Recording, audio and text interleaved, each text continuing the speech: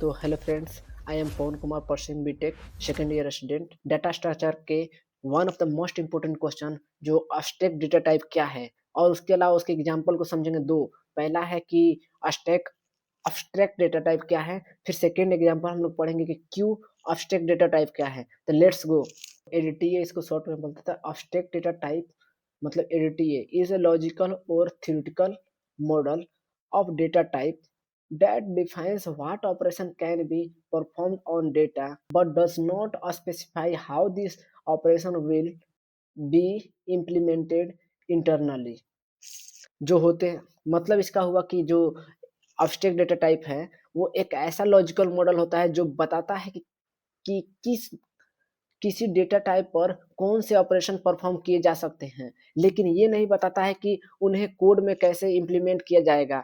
हाँ, इसका सिंपल में अगर समझे कि स्टैक डेटा टाइप सिर्फ रूल सेट करता है और इम्प्लीमेंट करने का तरीका कोई नहीं बताता है। अब रियल लाइफ एग्जांपल में अगर समझे तो सोचिए तो आपके पास एक लॉकर है और लॉकर में आप सामान बहुत सारे रखे हुए हैं। रखना मतलब इंसर्ट करना है, और निकाल सकते हैं मतलब रिमूव कर सकते हैं और देख सकते हैं, यानी पिक उसको बोलते हैं पिक ऑपरेशन। लेकिन लॉकर में अगर डिजाइन कैसे है, अंदर क्या मैकेनिज्म है, उसमें कौन सा कोड लगा है, वो आपको नहीं पता चलता है।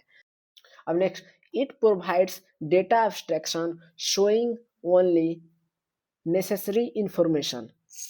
जो अब्स्ट्रैक्ट डेटा टाइप होता है जो वो डेटा एब्स्ट्रैक्शन को प्रोवाइड करता है। मतलब यह कि यूजर सिर्फ जरूरी चीजें दिखाई देती है जो उसमें है। मान लीजिए आप हम लोग लॉकर के एग्जांपल लिए, कौन सा ऑपरेशन कौन सा कोड लगा हुआ है ये नहीं दिखाई देता, कौन सा ऑपरेशन हो रहा है ये नहीं दिखाई देगा। Same ADT can be implemented in different way using array link list.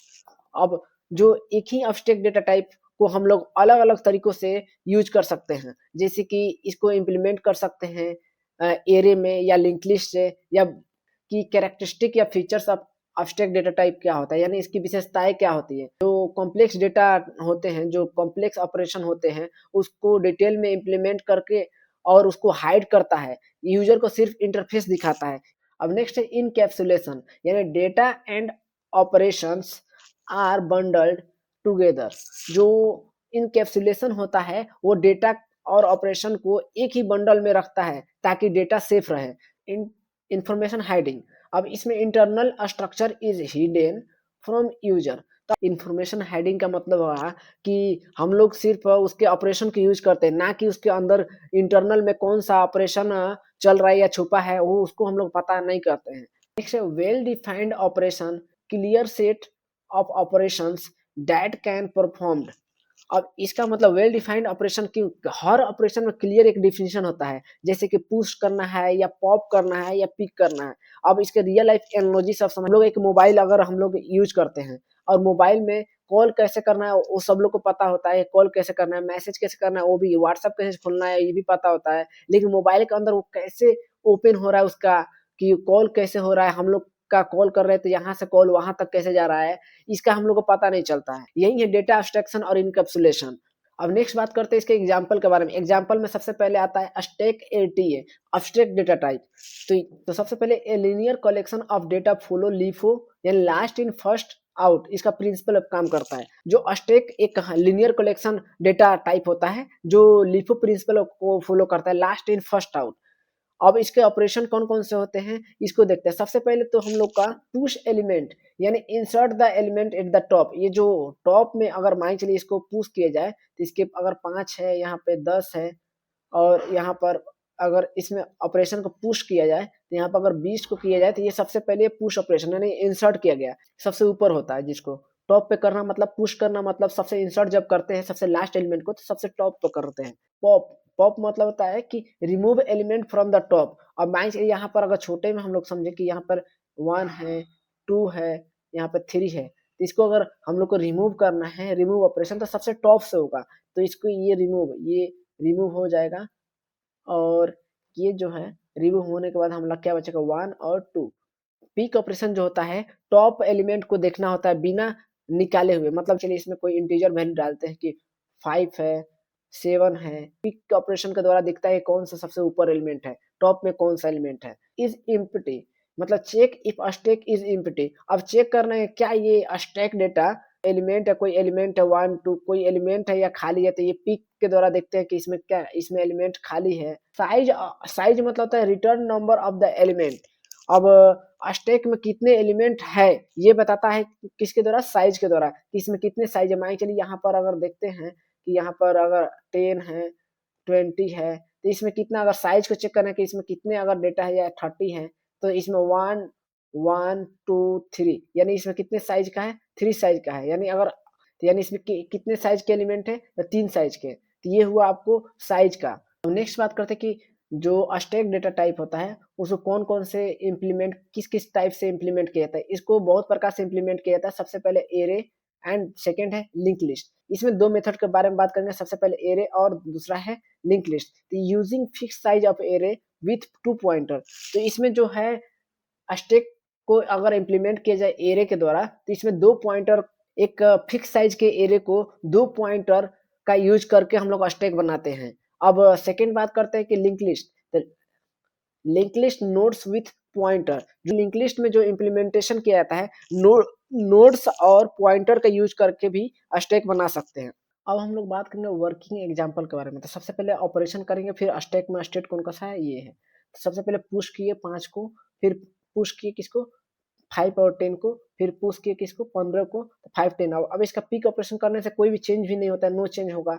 इसको एग्जांपल का थ्रू, डायग्राम के थ्रू सब समझते हैं। 1 पुश कौन सा एलिमेंट को किए, पुश किसको किए 5 को। तो सबसे पहला स्टैक में कौन सा आएगा, तो यहाँ पर 5 आ जाएगा, ठीक है। फिर नेक्स्ट में फिर पुश किए किसको, कौन सा एलिमेंट को, तो पहले से 5 है, तो अब कौन सा किए पुश को, तो अब 10 को किए, तो अब सेकेंड में कौन सा आएगा, तो हम लोग का 10 आ जाएगा। अब थर्ड में पुश किए कौन सा, अब कौन सा आ गया, अब हम लोग का 15 आ गया। यानी लास्ट में हम लोग का कौन सा एलिमेंट आया, 15 आया, ठीक है। तो ये रहे पुश, 3 एलिमेंट को हम लोग इंसर्ट किए कि पिक अगर हम लोग कर रहे हैं तो कोई भी एलिमेंट में इसमें चेंज नहीं होगा। ये 15 का 15 यहीं पे एलिमेंट होगा, जब तक पॉप इसको रिमूव नहीं करेंगे तब तक ये रिमूव नहीं होगा। अब नेक्स्ट करते हैं ये पॉप।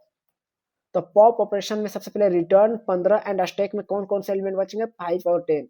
फिर पॉप ऑपरेशन में आप कौन सा रिटर्न 10, तो 10 अगर जब रिटर्न हो जाएगा तो स्टैक में कौन सा बचेगा, 5 एलिमेंट बचेगा। और जब इम्प्टी हो जाएगा, अगर 10 भी हो जाएगा तो सिर्फ एलिमेंट, अगर इस इम्प्टी में देखा जाए तो वो रिटर्न फॉल्स हो जाएगा, क्योंकि इम्प्टी तो है नहीं, अभी भी 5 एलिमेंट है। अब देखते हैं इसको डायग्राम में। अब देखते हैं सबसे पहले हम लोग का पॉप 15 हुआ, यानी यहाँ पर रिटर्न क्या कर दिया कि यहाँ पे पॉप ऑपरेशन हुआ जब, तो ये जो है यहाँ से, तो यहाँ पे देखिए यहाँ पर ये रिमूव हो जाएगा। यहाँ पे पॉप अगर ऑपरेशन होगा तो यहाँ से 15 एलिमेंट गायब हो जाएगा, तो ये खत्म हो जाएंगे। तो यहाँ पर देखिए 2 एलिमेंट अभी भी बचेंगे, 5 एंड 10। यानी सबसे जो लास्ट में है वही सबसे पहले जाएगा। सेकेंड में है पॉप रिटर्न 10, यानी 10 को अगर हम लोग यहाँ से रिमूव करें, फिर पॉप पॉप ऑपरेशन करें यानी रिमूव करें, पॉप मतलब होता है रिमूव करना। तो यहाँ पर देखिए अभी भी क्या हुआ, 5 बचा हुआ है। अब थर्ड है इज इम्प्टी। अगर इसमें देखते हैं कि क्या ये खाली है, तो नहीं, अभी 5 एलिमेंट हमारा मौजूद है, तो ये इज इम्प्टी क्या हुआ, फॉल्स रिटर्न कर दिया। नेक्स्ट बात करते हैं इसके रियल लाइफ एग्जांपल के बारे में। तो स्टैक ऑफ प्लेट्स, जो प्लेट के ऊपर प्लेट हम लोग रखते हैं वो स्टैक में, वो वाले। ब्राउजर बैक बटन, हम लोग देखिए ब्राउजर बैक बटन, इसका एग्जांपल अगर समझिए तो हम लोग जब भी क्रोम ब्राउजर खोलते हैं, पहले एक टेक्स्ट खोलते हैं, कोई भी ब्राउजर खोलते हैं, पहला पेज खोलते हैं, फिर अगर दूसरे को ओपन करते हैं तो वो ब्राउजर पहले गया रहता है, फिर उसके बाद तीसरा दूसरा आता है, फिर तीसरा हम लोग पेज खोलते हैं, तीसरा भी आ जाता है, तीनों उसी में रहते हैं। लेकिन जब हम लोग उसको ब्राउजर को अगर क्रॉस करने वाला, जो कट करने वाला आता है, जब उसको कट करता है, जो सबसे लास्ट में आया है वो सबसे पहले हटता है, फिर उसका सेकेंड वाला हटता है, फिर थर्ड वाला हटता है। उस तरह करके हम लोग क्रॉस के द्वारा उसको हटा देते हैं। उसके अलावा undo the operation of text editor, queue मतलब क्यू ऑब्स्ट्रैक्ट डेटा टाइप। तो ये a linear collecting of flowing FIFO, यानी first in first out principle. ये जो queue data structure, queue abstract data type होता है, वो भी ये लिनियर कलेक्शन होता है और फीफो प्रिंसिपल काम करता है, यानी फर्स्ट इन फर्स्ट आउट। यानी जो एलिमेंट अगर पहले आएगा, 10 और 20 को अगर ले ले, तो सबसे पहले हम लोग का कौन सा आया, 10 आया, तो सबसे पहले रिमूव कौन होगा, तो हम लोग का ये 10 होगा। ठीक है। ऑपरेशन की बात करते हैं, कोई में जो एलिमेंट एक इंट से इंटर होता है और दूसरे इंट से निकलते हैं, और फ्रंट के द्वारा कोई भी चेंज नहीं होता है। ऑपरेशन किए कि इनको 10 को किया 10 हुआ, फिर उसका इनको 20 को किए तो 20 और 10 और 20 फिर हुआ, फिर इनको किए कितने 10 20 30 तो ये हुआ, फिर डीको किए तो रिटर्न 10 को किए तो अब 20। अब सबसे जो पहले आया था वो सबसे पहले ही आउट होगा, डिकोय होगा। तो 10 को रिटर्न कर दिए तो यहाँ पे हमारा 20, इसमें सबसे पहले अगर मान लीजिए 10 को हम एलिमेंट को डालते हैं, क्यू में क्या आया 10 आया, फिर उसके बाद 10 आया, पहले से 10 था, अब 20 आ गया। अब जब हम लोग इसमें इन क्यू किए हम लोग 10 को, तो क्यू में हम लोग का 10 एलिमेंट आ गया, फिर उसके बाद हम लोग इन क्यू किए 20 को किए तो हमारा एलिमेंट क्यू में कितना आया। अब इंसर्ट का इसमें इनको करते हैं, किसको 30 को करते हैं, क्यू में क्या हो गया, अब हम लोग का 10 आ गया, फिर एलिमेंट 20 आ गया, फिर 30, अब 3 नंबर हो गया हम लोग का। अब इसमें अगर हम लोग इन क्यू ऑपरेशन कर रहे थे, डी क्यू अगर ऑपरेशन करें तो सबसे पहले हम लोग कौन सा 30 वाला एलिमेंट रिमूव नहीं होगा, सबसे जो पहले आया था कौन सा 10 वाला, यानी ये एलिमेंट जो है सबसे पहले रिमूव होगा। तो अब हम लोग का क्यू में कौन सा बचेगा, डी क्यू करने के बाद तो हम लोग का बचेगा सबसे अब नीचे में 20, फिर इसके बाद क्या हुआ 30, फिर अगर डी क्यू ऑपरेशन हुआ तो 20 वाला रिमूव होगा। अब हम लोग कौन सा एलिमेंट बचेगा, सिर्फ ओनली 30, क्योंकि सबसे लास्ट में आया था तो सबसे लास्ट ही में इसको डी क्यू करेंगे। फ्रंट वाला, तो फ्रंट जो किए फ्रंट, तो फ्रंट अगर ऑपरेशन को परफॉर्म किए तो इसमें कोई चेंज नहीं आएगा, 30 है तो 30 ही यहाँ पर हम लोग का क्यू में रहेगा, नो चेंज अगर फ्रंट ऑपरेशन किए तो। ऑपरेशन और ये सब होगा। अब रियल लाइफ एग्जांपल में अब इसको समझते हैं, रियल लाइफ एग्जांपल समझते हैं। सबसे पहले टिकट काउंटर क्यू का बेस्ट एग्जांपल होता है, जो सबसे पहले लगे रहते हैं टिकट लेने के लिए उन्हीं के सबसे पहले टिकट दिया जाता है। फिर उसका प्रिंटर, जब हम लोग प्रिंट कराने जब जाते हैं तो जो पेपर सबसे पहले देखते हैं कि दुकान वाला भैया जो सबसे पहले हम लोग को प्रिंट करने के लिए डालते हैं तो वही सबसे पहले प्रिंट करके निकलता है, वही प्रिंट आउट निकलता है।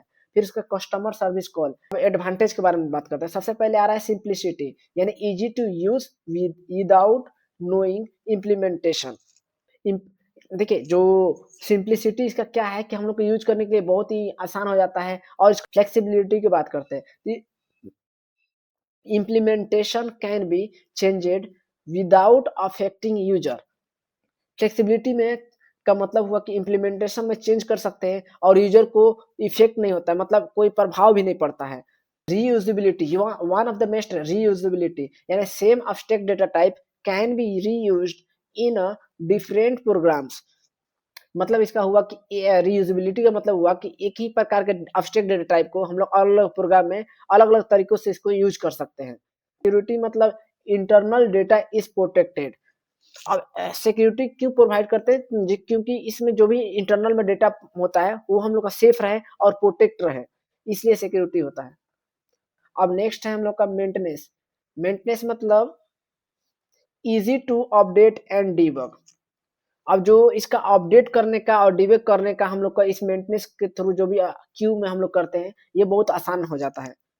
नेक्स्ट है इसका डिसएडवांटेज, यानी इससे हानियां कौन कौन सी है। तो सबसे पहले कॉम्प्लेक्सिटी, यानी टाइम कॉम्प्लेक्सिटी मतलब हुआ कि जो कितनी कोई भी कौन ऑपरेशन करने में कितना टाइम ले रहा है। और स्पेस कॉम्प्लेक्सिटी मतलब हुआ कि मेमोरी में हम लोग का कितना वो स्पेस लिया है, माने कितना बाइट का स्पेस लिया है इसमें मेमोरी में कोई भी ऑपरेशन परफॉर्म करने के लिए। तो sir designing abstract data type can be complex and time consuming।